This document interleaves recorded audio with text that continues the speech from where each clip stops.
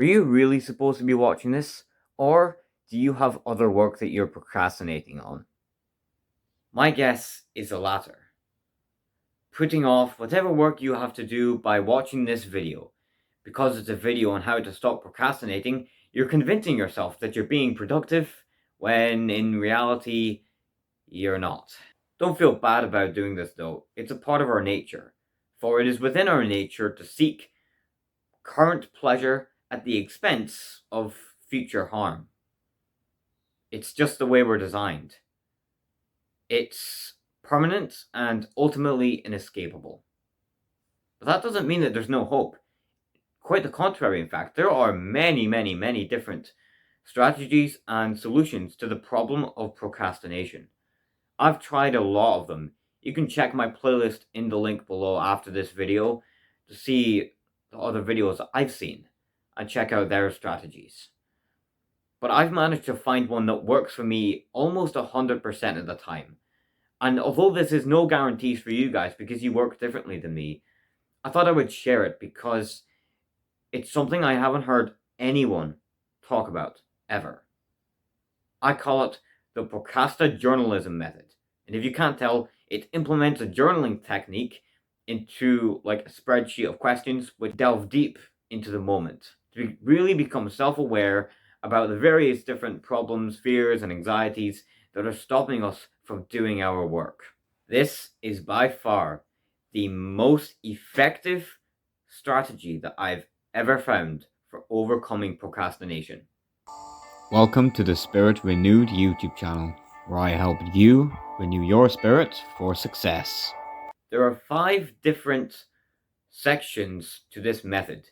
Each section has its own different questions, which focus on various different and honestly self-explanatory things. The 5 sections are prayer or self-awareness, task clarity, chunks, fear, and action. As you go through the questions in these various sections, you become more and more motivated as time goes on. Eventually, you're ready to work. Sometimes all you need to do is to do the very first question, and you're motivated enough to work. In the prayer section, we become aware and grateful of the blessings of the present moment. And you don't have to do this in prayer. I often do. You can just express these things to yourself. We'll be accessing some very powerful ideas in this section. The first and most motivating of the 4 questions is based around the passage of time. Do you recognize the passage of time? When you truly do, you realize that time is limited. You will never ever get this time back, and you could die at any moment. If you died tomorrow or later today, would you regret not doing your work right now? The second part. That is the current blessings around you. A roof over your head, food to eat, nice clothes. A lot of people don't have these things. It ties into the third question, which is, do you recognize the opportunity that you have? For example, there was a story of a guy who went to a party, and he went to a party because he didn't want to go to the gym. He could have died that night, or he could have had to go into a wheelchair, and he may have missed the last opportunity of his life to go to the gym. Finally, we'll take note of the incredible detail in the created world around us. Incredible detail such as the little tissues or pigments on your skin. Things like the shapes of the clouds. It makes you feel so small and so insignificant that it's just very empowering. Side note, it is also important to question your motivation levels at the end of each stage. Because if you're motivated at the end of this stage, there is no point in continuing with the rest of the exercise. But, on to the second point, which is task clarity.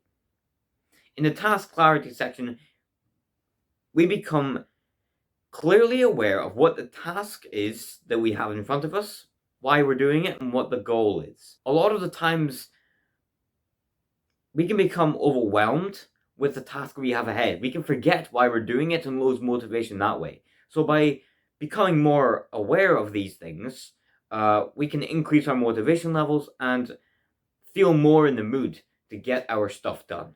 The first thing to clarify is the task itself. What task is it that we have to complete? We don't necessarily need to break it down into its different components yet, but we do need to become completely aware of what the task is. The next thing we do is the goal. Why are we doing this task? What goal are we trying to achieve? For example, if your task is to go to the gym, your goal is to become stronger or fitter or something like that, you know. This comes back to the root of motivation. It's reason. When you have a reason to go for something, you'll feel motivated. When you return to this idea of why exactly are you completing this task, which is the third question, you will start to become motivated.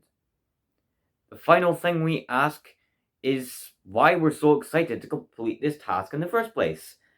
Listen, there are good reasons that we want to get everything in life, most things, right? And when it comes to completing our tasks, there has to be some kind of reward, some incentive. Why is it that we want to achieve this goal? And why is it that we want to complete this very specific task? What sounds so amazing about it, you know? To make it feel a lot less daunting, we now take the task clearly defined and we break it down into smaller chunks. This is called the chunk section. In the section, we break it down into 3 different parts. So we take the main thing in general, let's say it's an essay, and you break the essay into its 5, 6, 7 different paragraphs. So that's the first step. And then you break it down even further ones, you see. So you take the first one you have to do, right? Let's say it's the introduction, and you break the introduction down into even more smaller pieces, like micro chunks or mini chunks, right? Let's call them that. So you break it down into mini chunks. So that'll be what are the different things that you need to say in the introduction, you know? The various different sentences you have to say for the first few chunks of that paragraph.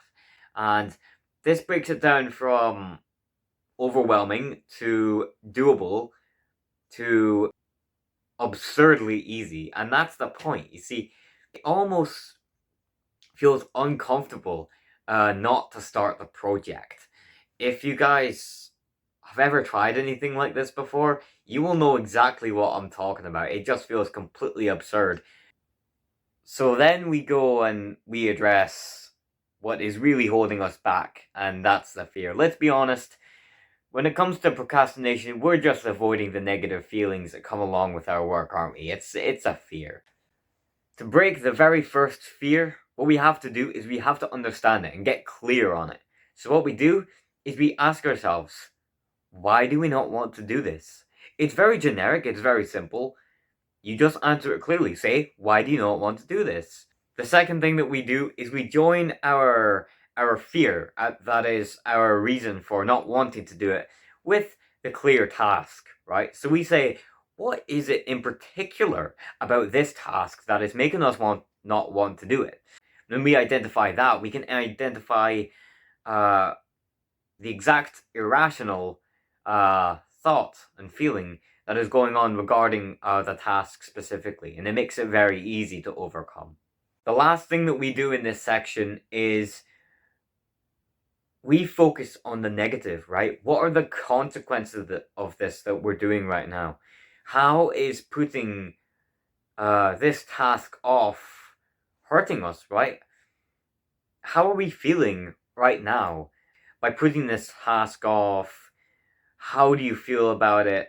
What are your thoughts going on about it? And what's going on with your actions? You wasting your time?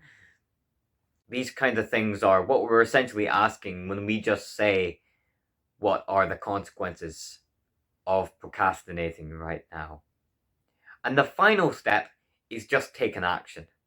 What we're essentially doing, and this may sound stupid, is we are making very, very small commitments to stupidly easy parts of the task. This is incredibly powerful, but it sounds ridiculously dumb. I know. And once we've completed our committed work session, like let's say it's 5 minutes, that's the usual one, we actually have the free will to choose whether or not to continue. So the pressure is released. And the majority of the time, the procrastination is on starting it. So once you get started, the majority of the time you will choose by free will to actually continue going. So that is the methodology behind the dumbness here. So the first commitment we make is to time, right? No more than 5 minutes, otherwise it's going to be overwhelming. At least to me it is, right? That's my recommendation. So no more than 5 minutes. Commit to doing 5 minutes, right? And once we've completed the 5-minute session, we can choose whether or not to keep going. And like I said before, majority of the time we will. After that, we make a commitment to the micro chunk that we're going to work on, right? So like the first couple of sentences, first couple of questions, that kind of thing. And the final thing that we do in this section, and in the method overall, is we identify a very, very small action step that we can do right now. So whether that's closing this video or the tab and opening up your work file, just something very, very simple that you can do right now to get started on your task. Very simple, very easy. That is what makes this so effective. But don't procrastinate on this, okay? Because then it really doesn't work. I mean, this is not a foolproof plan, right? You probably will want to procrastinate on this at some point. So, just tweak this, see what works for you, and adjust it so that you don't feel resistance to start doing this. You may need to implement other strategies as well if this doesn't work, which it may not. This is just what works for me, and as I said, it's not foolproof. I have a playlist linked in the description, which is my playlist of the various different procrastination videos I have watched over the years. It's not actually that long, because I would usually watch the same ones over and over again. But I don't watch any of them now because I've got this method that works for me. But something that is very, very crucial about this is that you never give up. If you want to figure out a near foolproof way to keep you from stop procrastinating, you have to keep going, and you have to believe that you in fact can figure this out, and there is a strategy out there that's going to help you. Because think about it logically, right? Is there any reason on earth why you shouldn't be able to figure this out? I mean, if I've figured it out, shouldn't you also be able to figure this out? I think that seems quite logical. And of course, always remember that if you're stuck or anything, I'm here to ask questions too. Keep searching, keep trying out different strategies, try and think about some things on your own, and reach out for help if you need it. Thank you so much for watching, guys. I hope this really helps you. Leave a comment and tell me your experiences on this thing. I know not all of you will, so even just 1 or 2 of you will be absolutely splendid. But that could be you, so don't count on someone else for doing it. That's a stupid idea that we very often fall into, myself included, obviously. But thank you so much for watching, guys. Have an excellent day, and I will see you in Talk Talks episode 11, unless I make another video in between then. Hopefully you guys enjoyed that video. If you did, drop a like and consider subscribing for more wisdom and personal development tips. God bless you guys. Goodbye.